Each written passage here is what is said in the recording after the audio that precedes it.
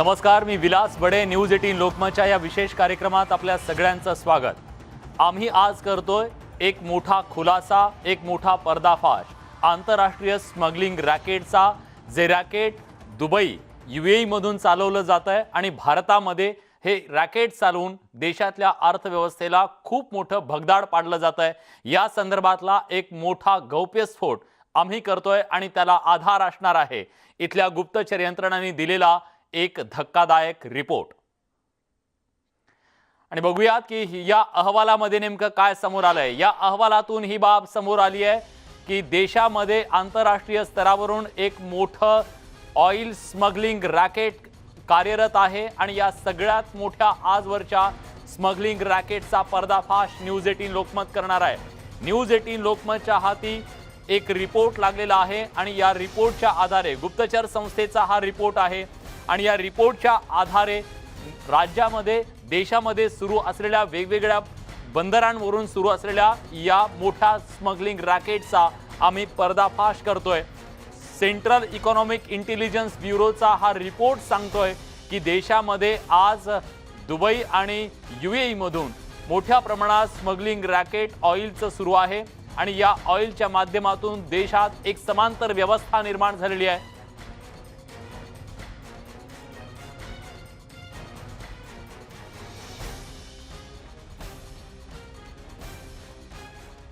तेव्हा आंतरराष्ट्रीय डिझेलच्या रॅकेटची, देशातली सर्वात मोठ्या स्मगलिंग रॅकेटचा पर्दाफाश आम्ही आता पुढच्या या रिपोर्टमधून करणार आहोत. पण राज्यातल्या बोगस बायोडिझेलचं रॅकेट न्यूज 18 लोकमतनं उघडकीस आणलं. त्यानंतर राज्यभर या माफियांवर राज्यातल्या पोलीस आणि पुरवठा विभागानं धाडी टाकल्या.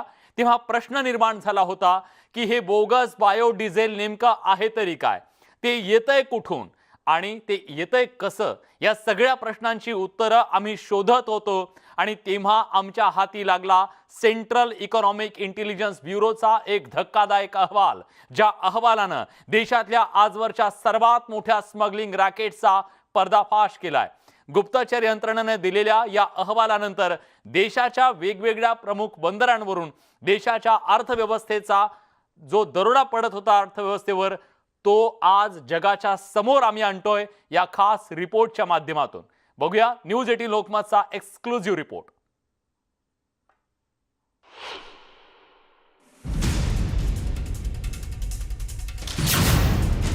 देशातील सर्वात मोठ्या स्मगलिंग रॅकेटचा पर्दाफाश.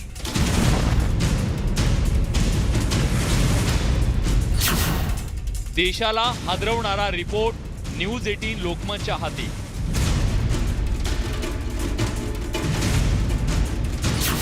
सेंट्रल इकॉनॉमिक इंटेलिजन्स ब्युरोचा केंद्राला रिपोर्ट.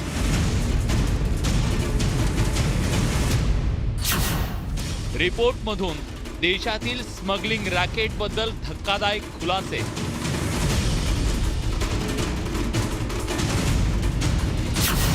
देशातील डिझेल स्मगलिंगच्या आंतरराष्ट्रीय रॅकेटचा भांडाफोड.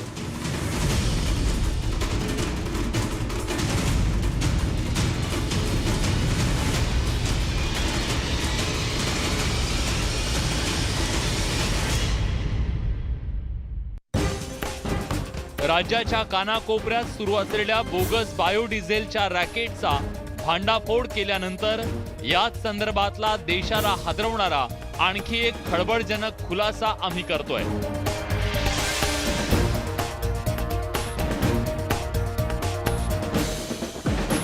हा खुलासा आहे देशातील डिझेलच्या आंतरराष्ट्रीय तस्करीचा.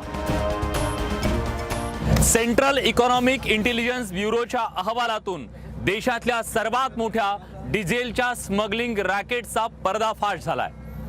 देशातलं हे स्मगलिंग रॅकेट प्रमुख बंदरांवरून चालवलं जातंय. UAE मधून याच समुद्र मार्गे देशातल्या गुजरात आणि महाराष्ट्रातल्या प्रमुख बंदरांवरून हे स्मगलिंग रॅकेट सुरू असल्याची बाब या रिपोर्टमधून समोर आली आहे. सेंट्रल इकॉनॉमिक इंटेलिजन्स ब्युरोचा गोपनीय अहवाल न्यूज 18 लोकमतच्या हाती लागलाय. आम्ही सुरक्षेच्या कारणास्तव तो स्क्रीनवर दाखवू शकत नाही, पण त्यातून जे निष्कर्ष समोर आलेत ते देशातील संपूर्ण तपास यंत्रणांची झोप उडवणार आहेत. यातील काही धक्कादायक बाबी आम्ही देशासमोर आणतोय। ये हाइड्रोलिक कंपनी का ऑफिस है कि नहीं है? आएगी, हम डिटेल्स देंगे, आप जाइए प्लीज। सेंट्रल इकॉनॉमिक इंटेलिजन्स ब्युरोच्या गोपनीय अहवालातून देशात हायस्पीड डिझेलची तस्करी करणारं आंतरराष्ट्रीय रॅकेट सक्रिय असल्याचं समोर आलंय।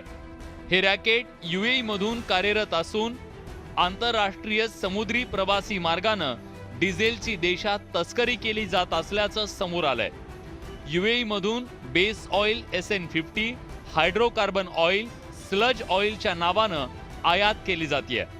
तस्करांकडून वेगवेगळ्या ऑइलच्या नावानं देशात आणलं जाणारं हे ऑइल प्रत्यक्षात कमी प्रतीचं डिझेलच असल्याची गोपनीय माहिती समोर आली आहे।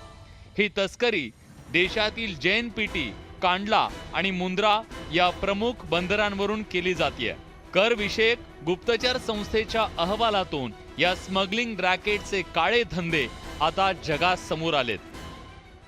ह्यांची मोडस ऑपरेंडी खूप सिंपल आहे, पण हे लोकांसमोर येत नाहीये आणि ही देशातली आतापर्यंत सर्वात मोठं स्मगलिंग रॅकेट आहे। दुबईवरून कंटेनर भरून डिझेल पेट्रोल पाठवतात, ते पोर्टवरती आल्यानंतर इकडचे अधिकारी त्यांचं केमिकल, त्यांचं एनालिसिस, लॅब टेस्टिंग रिपोर्ट करतात आणि त्या लॅब टेस्टिंग रिपोर्टमध्ये ते इंडस्ट्रियल ऑइल, बेस ऑइल असं लिहून देतात, पण खरे ते डिझेल असतं। याचं केंद्रबिंदू दुबई आहे। दुबईमध्ये बसलेले काय मोठे स्मगलर्स हे करत आहे। आज अशी परिस्थिती आहे की जे काही पर्यायी इंधन नावाखाली जे काही बाजारामध्ये स्मगल डिझेल उपलब्ध झालेलं आहे, यामध्ये शासनाचा कर मोठ्या प्रमाणात नुकसान त्याच्यामध्ये होत आहे, कारण त्याला वेगवेगळी नावं देऊन करामधून सवलती घेतल्या जात आहेत। हे जर थांबलं नाही तर शासनाचं अधिक नुकसान होणार आहे, ग्राहकाला स्पुरियस प्रॉडक्ट मिळणार आहे आणि जे प्रामाणिकपणे पेट्रोल पंप चालक या रचनेमध्ये काम करून शासनाच्या कर व्यवस्थेला मदत करतायत, ते मात्र नुकसानीत जाणार आहे। पर्यायानं शासनाचं, जनतेचं वेगळ्या पद्धतीनं नुकसान होणार आहे। गुप्तचर संस्थेचा हा अहवाल 7 जानेवारी 2021 ला केंद्र सरकारच्या कर विभागाला सोपवण्यात आला, पण अजूनपर्यंत यावर कुठलीही ठोस कारवाई झालेली नाही। त्यामुळेच राज्यासह देशभरात या स्मगलिंग रॅकेटनं अक्षरशः धुमाकूळ घातलाय। ही तस्करी करून माफिया डिझेलमधून मिळणाऱ्या देशाच्या उत्पन्नावर डल्ला मारत असल्याचंही अहवालातून उघड झालंय। राज्य सरकारच्या हाती हा रिपोर्ट लागलाय। या रिपोर्टच्या आधारावर राज्याच्या पुरवठा विभागाकडून कारवाईला सुरुवात झाल्याचं रेशनिंग कंट्रोलर यांनी सांगितलंय। जो केंद्र सरकारच्या रेव्हेन्यू डिपार्टमेंटचा सेंट्रल इकॉनॉमिक इंटेलिजन्स ब्युरोचा रिपोर्ट आहे, त्याच्यामध्ये या मुद्द्यांचं नक्कीच हायलाइट केलं गेलेलं आहे की अशा प्रकारचा इम्पोर्ट होतोय आणि त्याच्यावर नियंत्रण आणण्याची गरज आहे। आणि त्याच्या नियंत्रणासाठी आमच्या काही धाडसत्रांमधून कस्टमच्या काही अधिकाऱ्यांशी चर्चा करून आम्ही त्याच्या संदर्भामध्ये हे कंट्रोल करण्यासाठी, हे पूर्णपणे बंद करण्यासाठी प्रयत्नशील आहोत। देशात सुरू असलेल्या डिझेलच्या तस्करीसाठी माफियांची मोडस ऑपरेंडी आणि त्यातला पैशांचा खेळ थक्क करणार आहे। देशात पेट्रोल आणि डिझेलची आयात करण्याची फक्त तेल विपणन कंपन्यांनाच परवानगी आहे, तर इतर कंपन्यांना पेट्रोल डिझेल व्यतिरिक्त तेल आयात करण्याची परवानगी दिली गेली आहे। आयात केलेल्या पेट्रोल डिझेलवर केंद्र आणि राज्य सरकारचा जवळपास 56% कर आहे, तर इतर ऑइलवर केवळ 12% GST असल्यानं त्याचे भाव कमी आहेत। त्यामुळे तस्करांकडून UAE मधून कमी प्रतीचं डिझेल इतर ऑइलच्या नावानं अवैधरित्या बंदरांवर आयात केलं जात आहे। नाव बदलून आयात केलेल्या या डिझेलवर फक्त 12% GST देऊन इतर कर मात्र बुडवले जातात। तेच industrial oil, base oil, marine oil काळ्या बाजारात बायो डिझेल म्हणून गाड्यांमध्ये वापरलं जात आहे। अधिकृत डिझेलपेक्षा आयात केलेलं हे डिझेल 10 रुपयांनी स्वस्त असल्यानं काळ्या बाजारात त्याला प्रचंड मागणी आहे। यात केंद्र आणि राज्य सरकारचं मिळून प्रति लिटर 50 रुपयांचं नुकसान होतंय। वर्षाला हा आकडा काही हजार कोटींच्या घरात जातोय।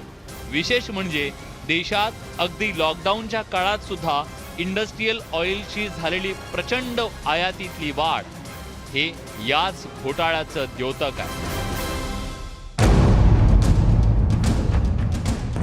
या स्मगलिंग रॅकेटची सुरुवात 2 वर्षांपूर्वी तामिळनाडूतल्या चेन्नईतल्या बंदरातून झाली, पण DRIनं हे रॅकेट उद्ध्वस्त केलं.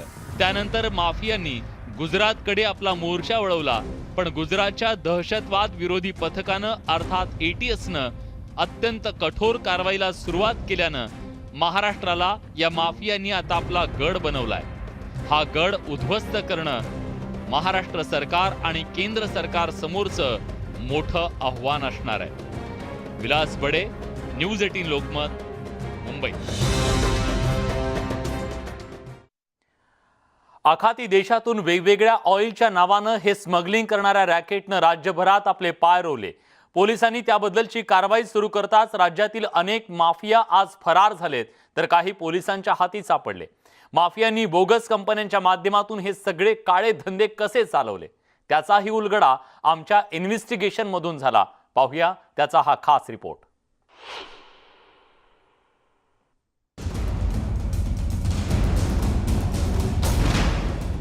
डिझेल माफियांची बोगसगिरी कॅमेऱ्यात कैद.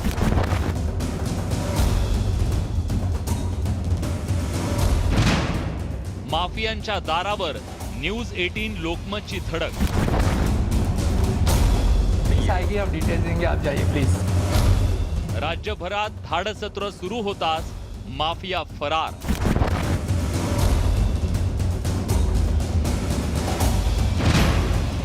डिझेल माफियांचा पुराव्यासह होणार पर्दाफाश.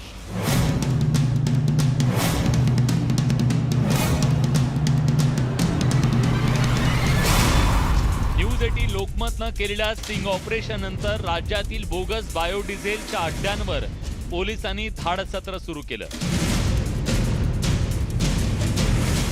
आणि माफियांचे धाबे दणाणले. बीड जिल्ह्यातून नांदेडमधल्या लोह्याला जाणाऱ्या गाड्यांवर पोलिसांनी कारवाई केली. 44,000 लिटर मरीन ऑइल जप्त केलं, जे डिझेल म्हणून वापरलं जात होतं. जे बोगस बायोडिझेल आहे हे मुंबईवरनं नांदेडकडे चाललेलं होतं आणि लोहा या ठिकाणी एका धाब्यावरती उतरलं जाणार होतं. जी 3 टँकर पकडली त्याच्यामध्ये जवळपास 75,000 लिटर बायोडिझेल, जे की कोट्यवधी रुपयाचं होतं. यावरती पंकज कुमावत यांनी कारवाई केलेली होती आणि या कारवाईनंतर आता हे तपासाचे धागेदोरे जवळपास मुंबईमध्ये पोहोचलेले आहेत आणि मुंबईमधून हे जे बायोडिझेल सप्लाय करणारं जे काही रॅकेट आहे ते आता पर्दाफाश होत आहे.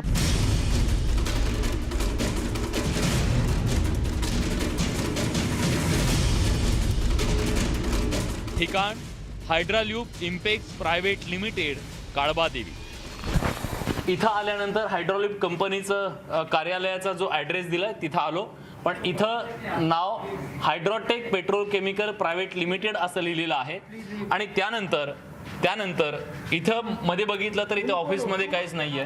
तुम कौन हो स्टॉप करने वाले? आप क्यों हमें रोक रहे हो? आप ओनर हो, आप क्यों रोक रहे हो? क्यों रोक रहे हो आप? मेरे डैड लैंडलॉर्ड है, आपको परमिशन नहीं, आप प्लीज जाइए. क्यों? पुलिस इन्वेस्टिगेशन करेगी, हम सब डिटेल्स. नहीं, यहाँ पे कंपनी रहती है कि नहीं, ये हम सब मुझे पड़ताल idea करने के लिए आए हैं. हाँ, तो आप क्यों रहे हो? आप क्यों रोक रही है? पुलिस हम सिर्फ बोल रहे हैं कि एड्रेस यहाँ पे दिए, यहाँ पे कंपनी नहीं है. नहीं, आप प्लीज जाइए. इस कंपनी, यहाँ कंपनी के जो लोग हैं वो हमें पुलिस बताएंगे. आएगी तब हम details आप देंगे, बताइए आप यहाँ पे जाइए. कंपनी कहाँ है? पुलिस आएगी, हम डिटेल्स. ये हाइड्रोलिक कंपनी का ऑफिस है कि नहीं पुलिस है? आएगी, हम डिटेल्स देंगे, आप जाइए प्लीज. आप क्यों जाए? आप जाइए. हम जानकारी लेने के लिए आए हैं कि यहाँ कंपनी है कि नहीं है. पुलिस इन्वेस्टिगेशन करेगी, सब. हम हमारा काम कर रहे हैं, आप बीच में मत आइए. उसका मालिक कौन है, बता पाएंगे? हम नहीं बता पाएंगे ना, वही तो आपको मैं क्यों? कब से बंद पड़ा है. बंद पड़ा है. हाँ. कितने साल हुए, काफी बताएंगे कैमरे पे हमें? नहीं, कुछ नहीं बताएंगे और ये सब हम मेहरबानी करके बंद करिए. बोगस बायोडिझेल प्रकरणात नांदेडमध्ये दाखल झालेल्या गुन्ह्यातील मरीन ऑइल मुंबईतल्या हायड्राल्यूब इम्पेक्स प्रायव्हेट लिमिटेड याच कंपनीचं होतं. त्यामुळे आरोपीच्या पिंजऱ्यात असलेल्या या कंपनीच्या संचालकांवर नांदेडच्या क्राईम ब्रँचच्या टीमनं धाडी टाकल्या आणि 2 संचालकांना अटक केली. आपल्या सोबत क्राईम ब्रँचचे वरिष्ठ पोलीस निरीक्षक चिखलीकर साहेब आहेत. साहेब, आज काय कारवाई करण्यात आलेली आहे आणि कुठल्या प्रकरणात ही कारवाई करण्यात आली? नांदेडला गुन्हा दाखल आहे 3/7 ॲक्ट आणि 420 IPC. त्यात चौकशी केली, 2 ताब्यात घेतलेले आहेत, तपास चालू आहे. पोलीस तपासातून हे स्पष्टपणे समोर येत आहे की देशात ऑइल आयात करण्यासाठी दुबईत डमी कंपन्या उघडण्यात आल्या. हवाला चॅनेलद्वारे पेमेंट करून कंपनीतला फरक मिटवला गेला. देशात बोगस कंपन्या स्थापन करून त्याच्या नावानं कोट्यवधींचे व्यवहार केले गेले. आपण दिलेल्या ऑइलचा दुरुपयोग होत असल्यास ती जबाबदारी आपली नाही या सबबीखाली कायद्याच्या कसाट्यातून सुटण्याचा या माफियांनी प्रयत्न चालवलाय. पण इंडस्ट्रीसाठीचं ऑइल डिझेल म्हणून वापरण्याचा गोरखधंदा आता उघड झालाय. राज्यातील पोलिसांनी कारवाईचा धडाका लावला असला तरी यातून काही मूलभूत प्रश्न उपस्थित झालेत. आखाती देशातून देशातील प्रमुख बंदरांवर ऑइल उतरवणारा दुबई आणि UAE मधला तो मास्टरमाइंड कोण? डिझेलला इतर ऑइलचं प्रमाणपत्र देण्यात कस्टमच्या लॅबचा काही हात आहे का? माफियांच्या कर चोरीला कस्टमच्या अधिकाऱ्यांकडून अभय मिळते का? GST डिपार्टमेंटमधील अधिकाऱ्यांचं माफियांशी काही संगनमत आहे का? अशा कितीतरी प्रश्नांची उत्तरं शोधण्यासाठी आज सक्षम अशा तपास यंत्रणेची गरज आहे. कारण प्रश्न देशाच्या अर्थव्यवस्थेचा आहे. या स्मगलिंग मधून मिळालेला पैसा देशाबाहेर बसलेले माफिया देशाविरोधात वापरत नाहीत ना, याचा तपास होणं सुद्धा तितकंच गरजेचं आहे. बीडवरून सुरेश जाधवसह व्हिडिओ जर्नलिस्ट गणेश काळेसह विलास बडे, न्यूज 18 लोकमत, मुंबई. तेव्हा हा सगळा पर्दाफाश समोर आल्याच्या नंतर तरी विदेशातून येणाऱ्या या सगळ्या स्मगलरवरती कारवाई होते का हे पाहणं महत्त्वाचं आहे. न्यूज 18 लोकमतची नजर या कारवाईवर असणार आहे. पण आता आणखीन एक महत्त्वाची बातमी येते समोर. सेवानिवृत्त पोलीस निरीक्षक दीपक कुरुळकर यांच्या तक्रारीवरून तत्कालीन पोलीस निरीक्षक मालवणीचे दीपक फटांगडे आणि तत्कालीन सह पोलीस निरीक्षक जे देवेंद्र भारती आहेत यांच्या विरोधात तक्रार दाखल करण्यात आलेली आहे. ADG दर्जाच्या अधिकाऱ्यावर पुन्हा एकदा गुन्हा दाखल झालेला आहे. मालवणी पोलिसांमध्ये हा गुन्हा दाखल करण्यात आलेला आहे. कारवाई करू दिली नाही म्हणून हा गुन्हा दाखल करण्यात आल्याचं सांगितलेलं आहे. दीपक कुरुळकरांनी हा गुन्हा दाखल केलेला आहे. त्यांचं म्हणणं आहे की आपल्याला कारवाई करू दिली नाही आणि IPS देवेंद्र भारती विरोधात हा गुन्हा दाखल करण्यात आलेला आहे. या आधी IPS दर्जाच्या अधिकाऱ्यावर म्हणजे मुंबईचे पोलीस आयुक्त राहिलेल्या अधिकाऱ्यावर या आधी कारवाई करण्यात आलेली आहे. त्यानंतर आता देवेंद्र भारती हे एक IPS अधिकारी यांच्या विरोधात सुद्धा गुन्हा दाखल करण्यात आलाय.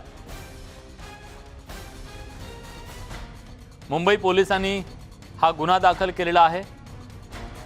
परमबीर सिंग हे आधीच अनेक वेगवेगळ्या गुन्ह्यांमध्ये आरोपी आहेत. त्यात आता देवेंद्र भारती यांच्या विरोधात हा गुन्हा दाखल करण्यात आलेला आहे. अजित मांढरे आपले प्रतिनिधी आता आपल्या सोबत आहेत. अजित, काय नेमकं कारण आहे त्यांच्या विरोधात हा गुन्हा का दाखल करण्यात आला? विलास, हे संपूर्ण प्रकरण जे आहे आपल्या लक्षात घ्यायला पाहिजे की सध्या राज्यामध्ये देवेंद्र भारती हे दुसरे असे अधिकारी आहेत, वरिष्ठ अधिकारी, पोलीस महासंचालक दर्जाचे अधिकारी जे आहेत त्यांच्यावरती अशा पद्धतीने गुन्हा दाखल झालेला आहे. ज्या पोलीस सेवेमध्ये, ज्या पोलीस दलामध्ये आपण वर्षानुवर्षे काम करतोय त्याच सगळ्या सेवेमध्ये असताना अशा पद्धतीने गुन्हा दाखल करणं ही एक मोठी गोष्ट आहे आणि त्या अधिकाऱ्यांकरता शर्मेची बाब आहे किंवा एक धक्का मानला जातोय. आता जी FIR आहे, कुरुळेकर नावाचे एक अधिकारी आहे, ते निवृत्त आहेत आता हे अधिकारी. ते जेव्हा सेवेमध्ये होते त्यावेळेस त्यांनी जी तक्रार दिलेली आहे त्यांनी मालवणी पोलीस स्टेशनमध्ये हा गुन्हा दाखल केलेला आहे. ही FIR कॉपी आहे. या FIR कॉपी मध्ये आपण जर स्पष्टपणे पाहिलं तर इथे देवेंद्र भारती यांचं नाव जे आहे ते स्पष्टपणे लिहिलेलं आहे. एक बांगलादेशी महिला आहे, तिचं नाव रेश्मा खान आहे. त्यानंतर दीपक फटांगरे आणि देवेंद्र भारती आणि इतर अशी ही नावं सगळी जी आहेत ही या FIR मध्ये दाखल करण्यात आलेली आहेत.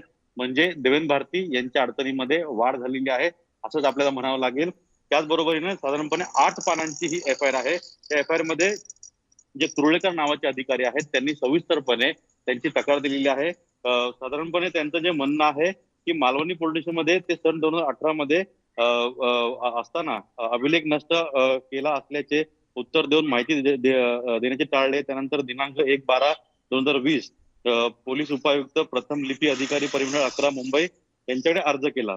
आणि म्हणजे त्यांचं एक म्हणणं आहे की एक बांगलादेशी महिला जी आहे तिच्याविरोधात कारवाई करू नये याकरता देवेंद्र भारती, दीपक फटांगडे जे आहेत यांनी जे कुरुळेकर नावाचे अधिकारी आहेत त्यांच्यावरती जोर जबरदस्ती केली.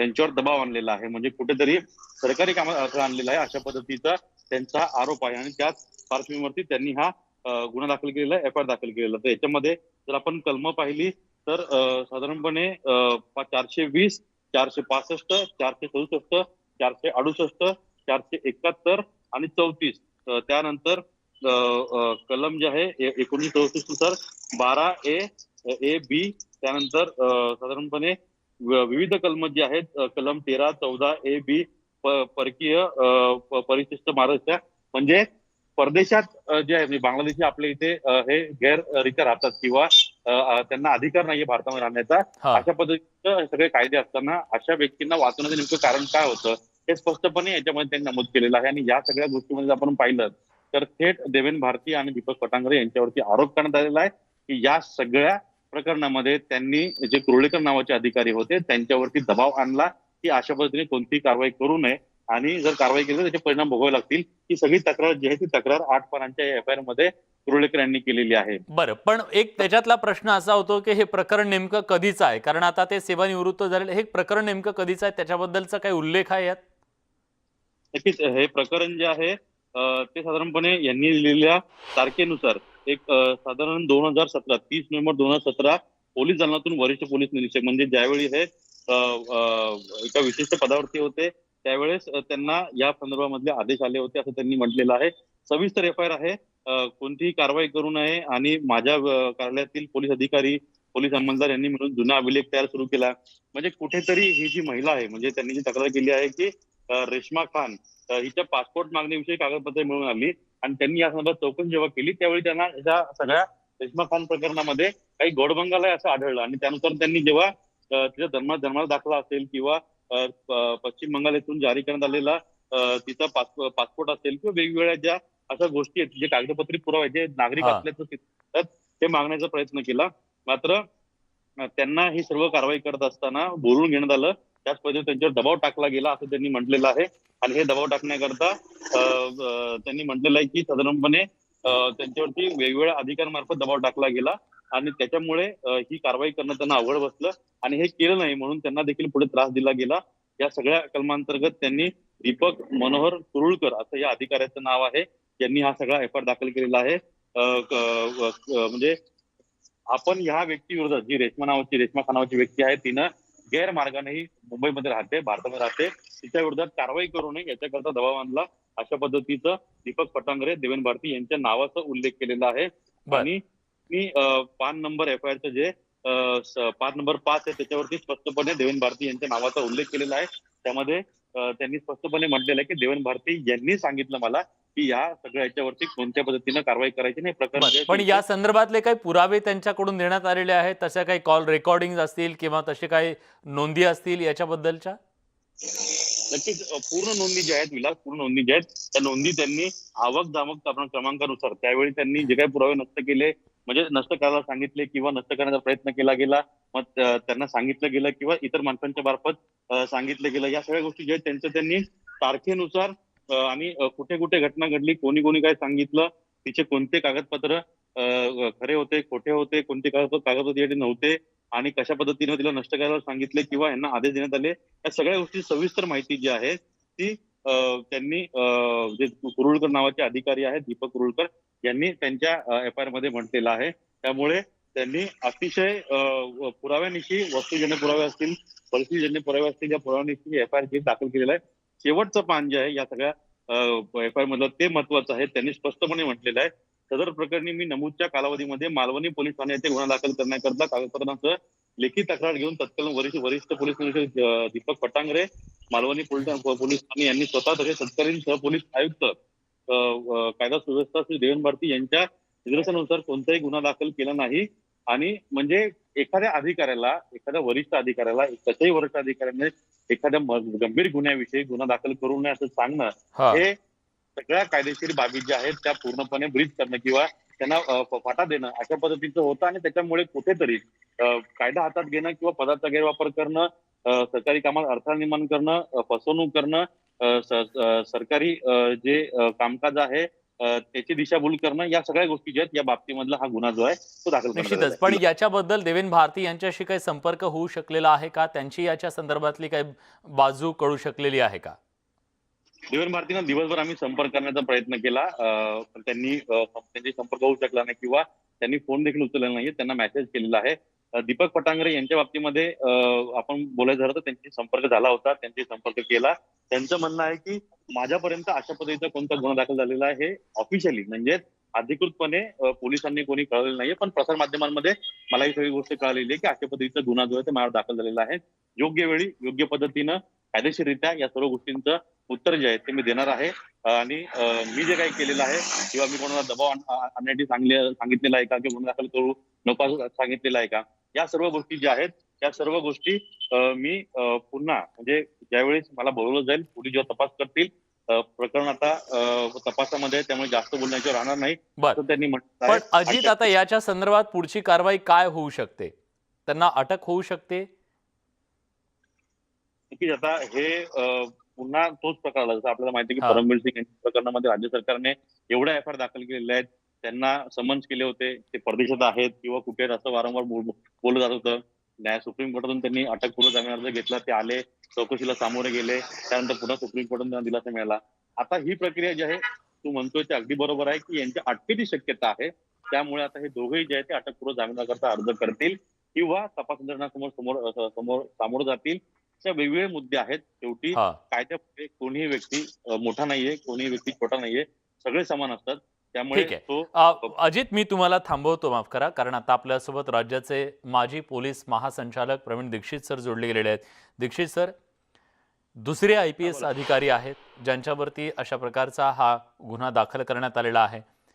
काय म्हणावं या सगळ्याकडे तुम्ही कसं पाहता? मुंबई पोलिसांची जी प्रतिमा आहे त्या प्रतिमेचं हे शुद्धीकरण सुरू आहे, जे काही चुकीचं होतं ते म्हणायचं की ही प्रतिमा अधिक डागाळत चालली आहे काय म्हणायचं याला? नाही, याच्यात मुख्य काय आहे की आता जो आजचा जो गुन्हा आपण आता दाखल केलेला सांगत आहोत तो देवेंद्र भारती हे पूर्वी फॉरेनर्स रजिस्ट्रेशन ऑफिसर म्हणून त्यांनी स्वतः काम केलेलं आहे. त्यामुळे त्यांना परदेशी नागरिक भारतीय पासपोर्ट कशा प्रकारे खोटे बनवतात, वापरतात, कशासाठी वापरतात ह्याची सगळी पूर्ण कल्पना आहे. आणि ही माहिती असून सुद्धा जर त्यांनी काही परदेशी नागरिकांना, जसं काही बांगलादेशी नागरिकांना भारतीय पासपोर्ट मिळवण्यासाठी म्हणून जर काही त्याच्यात इन्व्हॉल्वमेंट असेल तर हा मी म्हणेन की अत्यंत गंभीर गुन्हा आहे. आणि याचा उद्देश काय होता किंवा हे कशासाठी त्यांनी केलं ह्याचाही तपास करावा लागेल. हा नुसता टेक्निकल गुन्हा नाहीये, हा अत्यंत गंभीर अशा प्रकारचा गुन्हा आहे की त्याच्या मागे काहीतरी उद्देश असणार. तो उद्देश आता तपासामध्ये शोधून काढावा लागेल की यांनी ही मदत करायची यांना का जरूर पडली आणि त्याच्यात काय त्यांना साध्य करायचं होतं. या सगळ्याचा तपास होईल. हो, या सगळ्याचा तपास करावा लागेल. आणि जे कोणी पोलीस खात्यात राहूनही जर काही अशा प्रकारचे गंभीर गुन्हे करत असेल तर त्यांच्यावरती कायद्याप्रमाणे कारवाई व्हायला पाहिजे. सर, ज्या पोलीस दलामध्ये तुम्ही तुमच्यासारख्या अनेक प्रामाणिक अधिकाऱ्यांनी सेवा बजावली, या मुंबई पोलिसांच्या संपूर्ण प्रतिमेला एका उंचीवर नेऊन ठेवलं, अगदी सामान्य पोलीस कर्मचाऱ्यापासून ते तुमच्यासारख्या वरिष्ठ अधिकाऱ्यांपर्यंत.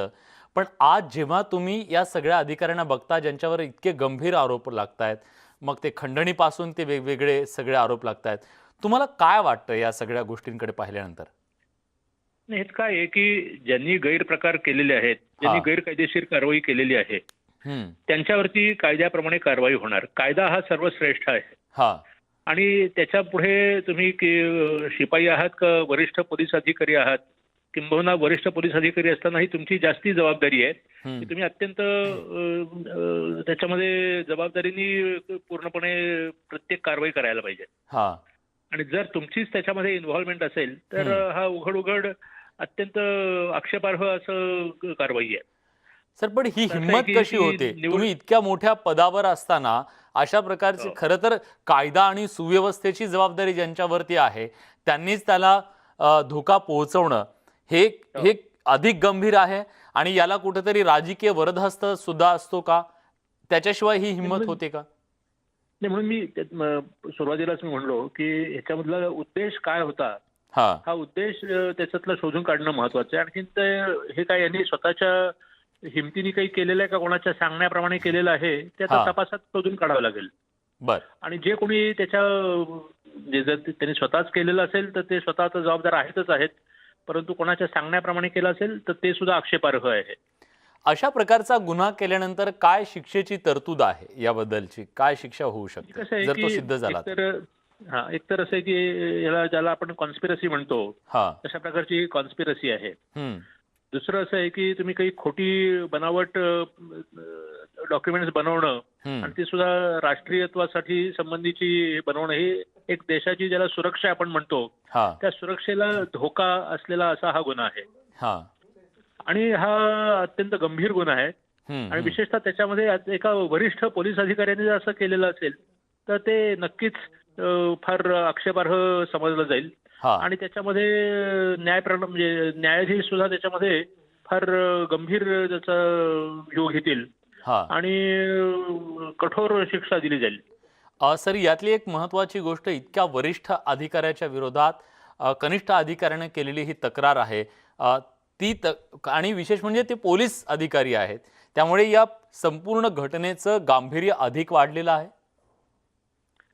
म्हणजे आता त्याच्यामध्ये असं आहे की कुठल्या कोणाची वैयक्तिक हेवे दावे हा प्रकार नसावा. त्याच्यामध्ये जे काही आहे ते म्हणून म्हटलं की हे सगळं तर तपासामध्ये शोधून काढावं लागेल की ज्याच्यात कुठल्याही प्रकारे वैयक्तिक काही आपल्याला कोणाचं हित किंवा बरं किंवा वाईट करायचा हा हेतू नसून जे काही आक्षेपार्ह किंवा बेकायदेशीर कृत्य असेल तर त्याच्या संबंधी कारवाई केली जाणं गरजेचं आहे. बरं, धन्यवाद सर. तुम्ही न्यूज 18 लोकमतशी अगदी सविस्तरपणे बोललात, त्याबद्दल माजी पोलीस महासंचालक प्रवीण दीक्षित सर आता आपल्या सोबत होते आणि त्यांनी या संपूर्ण प्रकाराकडे अत्यंत गंभीरपणे बघायला हवं असं सांगितलं. पोलीस तपासातून याबद्दलचे सगळे जे तपशील असतील, यातला हेतू काय हे सगळं समोर येईल असं त्यांनी सांगितलेलं आहे. एक छोटासा ब्रेक घेतोय आपण आणि लगेच परत येतोय. कुठे जाऊ नका, पहा फक्त न्यूज 18 लोकमत.